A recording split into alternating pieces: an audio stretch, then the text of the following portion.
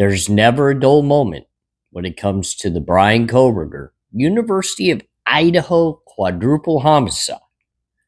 It's never a dull moment. And look at the motion in limine hearings in Boise, Idaho, Ada County Courthouse, and Taylor added to the fire. A new tip, possible 2 perps, and of course, 2 weapons. Let's get into it.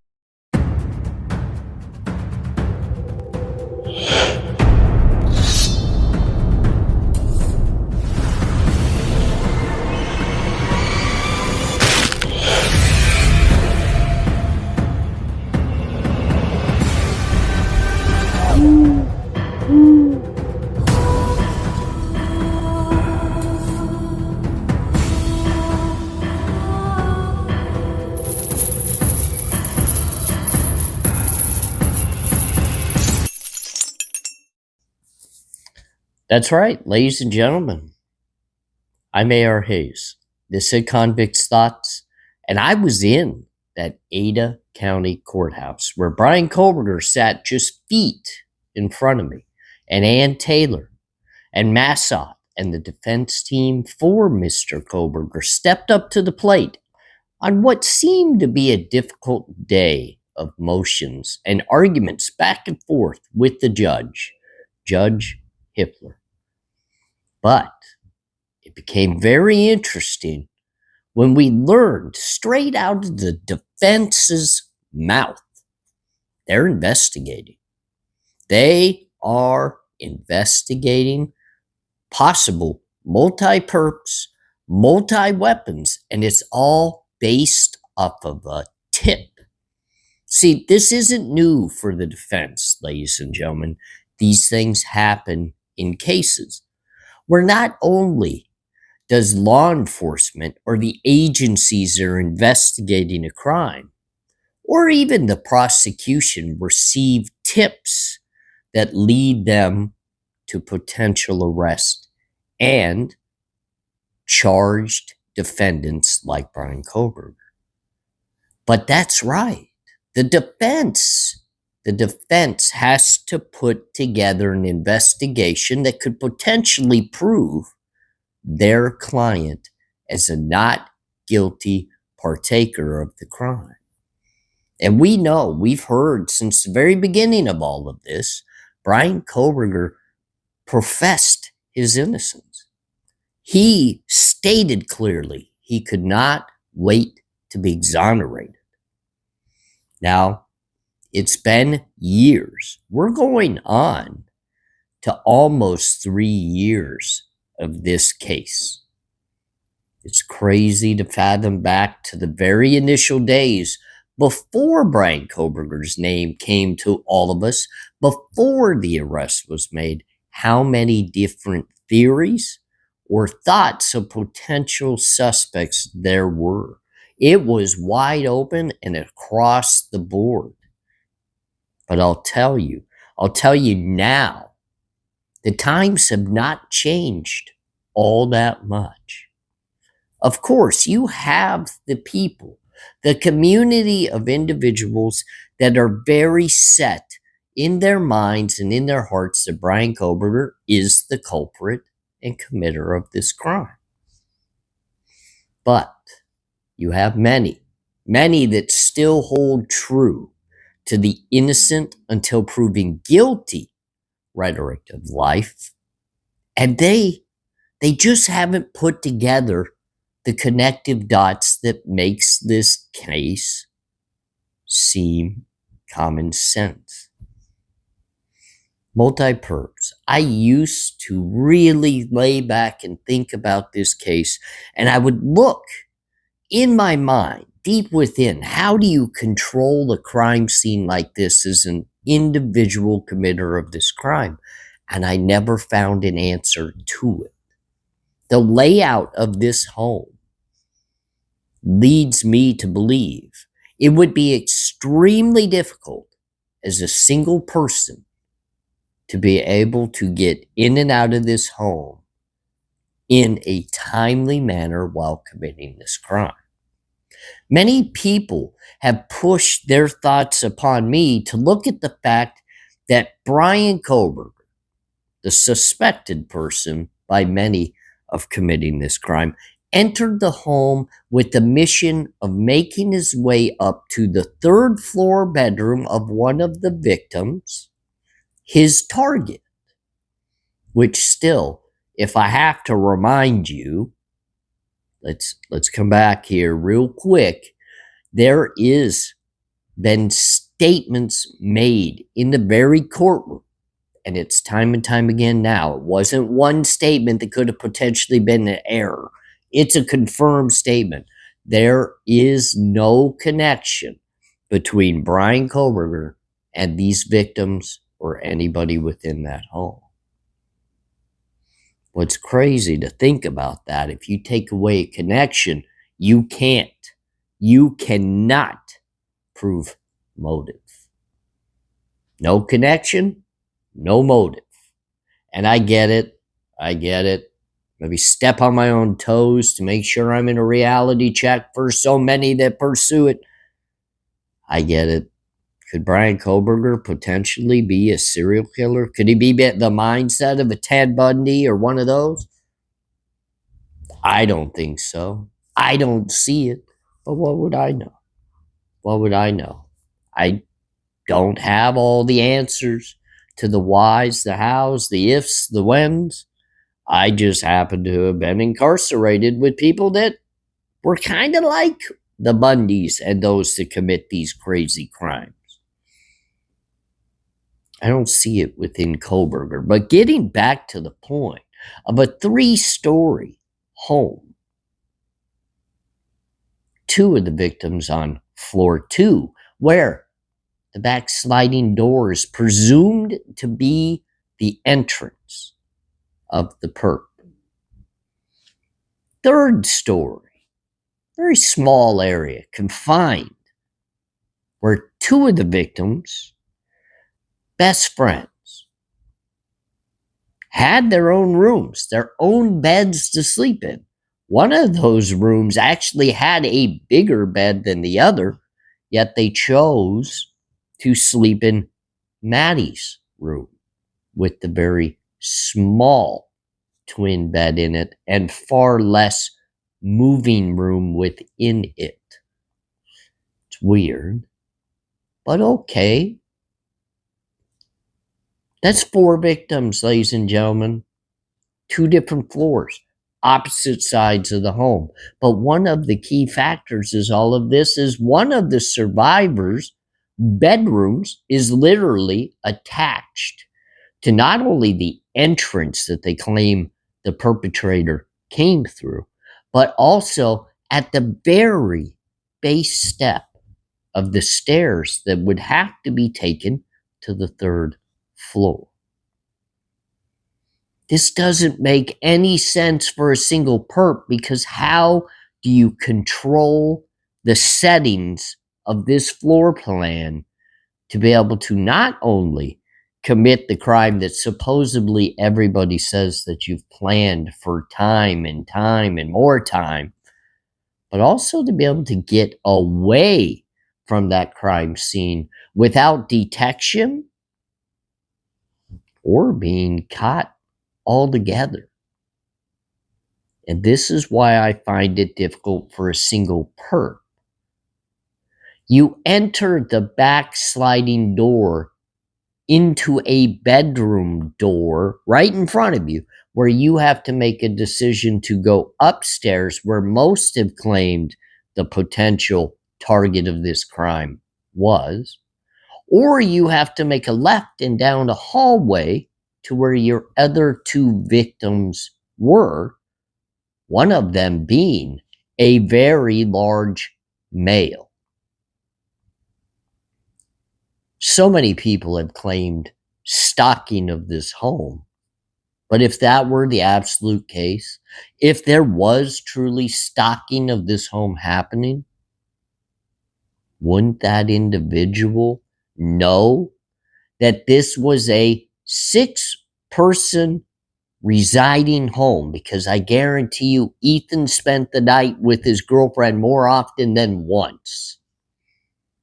6 people, you would have to navigate their schedules to know exactly when the perfect time to commit this crime was. But it's much harder when you put into the perspective of maneuvering this crime scene. If you go upstairs first to begin your crime, you've left the entirety of the second floor and the first floor as potential witnesses against you, as they could escape easily out the back slider or out the front door, and there's nothing you could do about it because you're on the third floor. If you maneuver your single way down the hallway to the left into the other victim's bedroom, everybody still can utilize the 2 exits. Most notably, Dylan. On the second floor, remember that bedroom door that literally smack dab in the middle of the second floor crime scene could easily head right out the back slider or down to Bethany's room where it's claimed she went. That perp could not contain the movements of 6 people. And let's just set this all aside. Most likely, nobody was asleep in that home other than potentially Maddie. But I don't even believe she was. 3 a.m. is just after the time that Maddie and Kaylee's phones were being utilized to make phone calls and send text messages.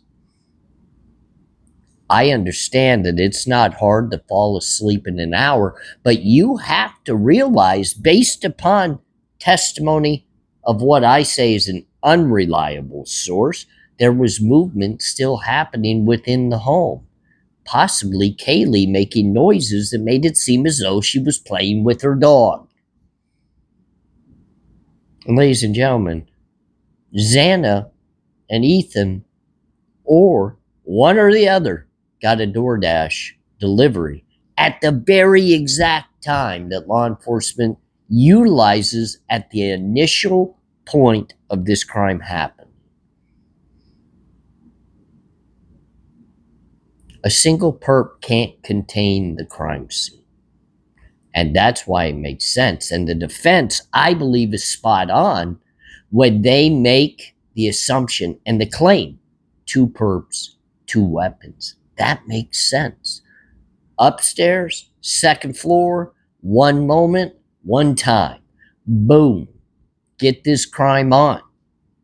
And then it also makes the comment, I'm here to help, make more sense. One perp that's attacking people, getting all of their frustration and, of course, all of their want and eagerness from within to commit this crime out, would not tell an individual crawling on the floor, losing their life, they were there to help. That doesn't make sense. They want the action. They want the excitement. They want the power. That's not there to help. They want to feel the loss of life. It's easier to control this crime scene to ensure those that could potentially escape and risk your freedom are contained if there's 2 people. If there's 2 people, there's 2 weapons, which we can tie back into this crime from the very initial onset. It was clearly stated the wounds did not match on the victims.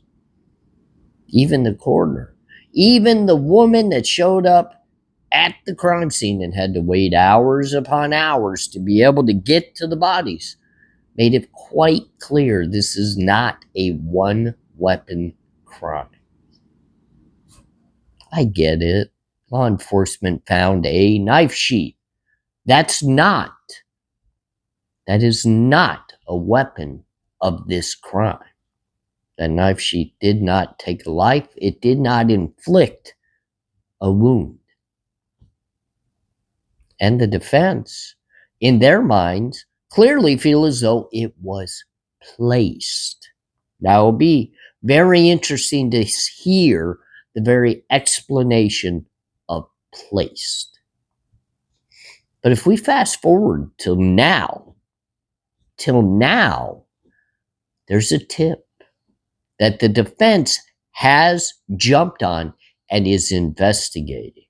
And you see, this is where a little bit of the difference between the prosecution and their investigative team and law enforcement, the FBI, have the advantage over the defense, because the defense has to work its way through the prosecution's discoverable evidence while staying on course to prepare for trial, all while also trying to conduct their own investigation. And remember, they have to discover evidence over to the prosecution. They got to turn over what they find in a timely manner and by deadlines, which handcuffs them in the amount of time that they have. The prosecution did not have to file charges until they had accumulated in their mind enough to be able to take this to trial and prove guilt. The defense doesn't have that luxury. They got to move on it now, because trial is in August. And if they can't find through their investigation a means based upon that to provide innocence to Bryan Kohberger, it's not going to matter. So they got to be on it, and they've got to be able to present the facts, because we all know Judge Hippler will not allow them to bring accusations against individual people unless they have facts to do so. And all of that has to be done and heard by pre-trial hearings. Can you get extensions? If you could prove why you need them. And Hippler's going to have his eyes on every detail before he'll approve anything of that nature. But this has something to do with the University of Idaho, because Ann Taylor was very specific in the hearing. There's footage. There's camera footage that they're working on from the University of Idaho campus. And they're trying to piece together the various cameras to work their investigation. And that's very interesting. That hits a lot closer to home than those that have no connection to these victims at all. It also hits very much at home because this individual most likely knows of these victims through the university itself and could potentially utilize leaving town, because so many of the students did right after these crimes. They went home. They left the area, and he could utilize the excuse he did the exact same thing, or she, as any other student from campus. Boy, that's a great way to get out of town without being on a radar. But look, this is going to be tough. But we do know the prosecution had other individuals on their radar. We also do know there was other evidence of DNA value, blood, and other things found at the very crime scene that the defense is going to have to tear through and try to piece their investigation into an end result, perp or perpetrators. And they've laid it out. They believe it's two people wielding their own weapon in a homicide that took 4 lives. 1 versus 2 makes far more sense than 1 versus 6. I'm A.R. Hayes. Thanks for joining me here on A Convict's Thoughts. And we have a lot to talk about. And we'll venture down those roads again here very soon. You have a great night, and looking forward to talking to you again.